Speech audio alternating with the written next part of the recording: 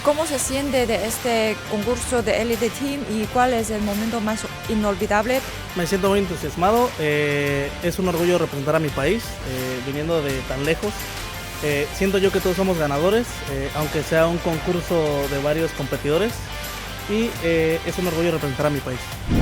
What is the review of SINOTRUK's products in your own country? In my country, it took off very slow, but it's gradually it's gradually getting bigger. It's expanding rapidly. Customers are starting to trust the product and buy the product now.